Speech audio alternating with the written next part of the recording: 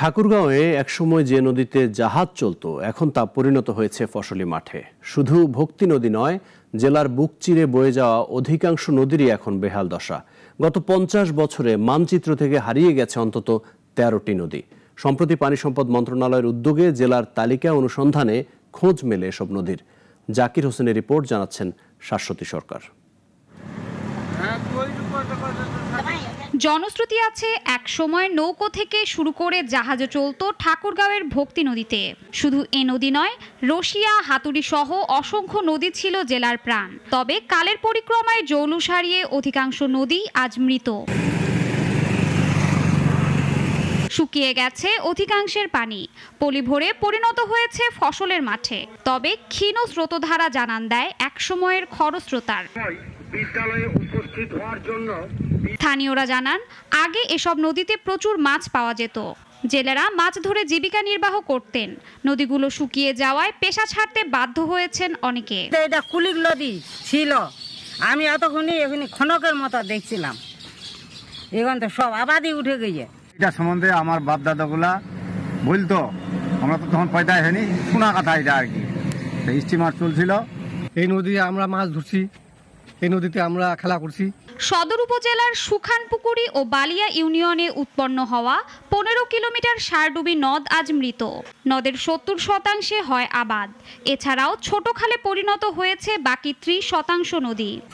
মাছ ধরে তো ধরে ফেলাবে কি করি, বড্ড মাছ উল্লিবি, মাছটা পিছে পিছে যাইতে যাইতে মাছ হারা যাবে।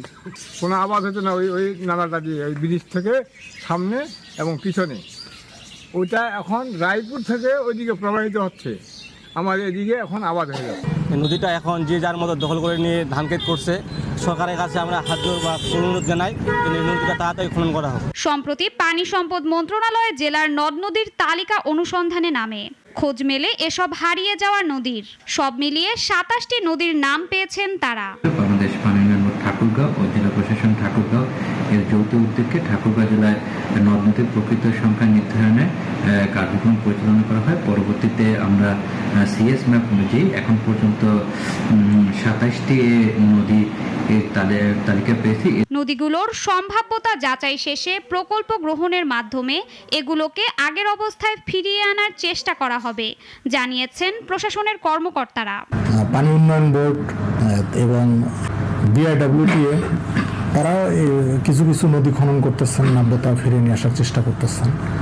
ধীরে ধীরে আমার মনে হয় যে সকল দপ্তরের ঐকান্তিক প্রচেষ্টায় আমরা সম্মিলিতভাবে কাজ করলে আমরা আবার নদীর যে পুরাতন ধারা, কলকাকলিত মুখরিত আমাদের যে জনপদ, এই জনপদের সেই পূর্ববর্তী সেই চিত্রটা আবার ফিরে আসবে। জেলার যেসব নদী হারিয়ে গেছে সেগুলোর নাব্যতা ফিরিয়ে আনতে ইতোমধ্যে সংশ্লিষ্ট দপ্তরের কাছে আবেদন করেছে প্রশাসন ও এলাকার সচেতনরা।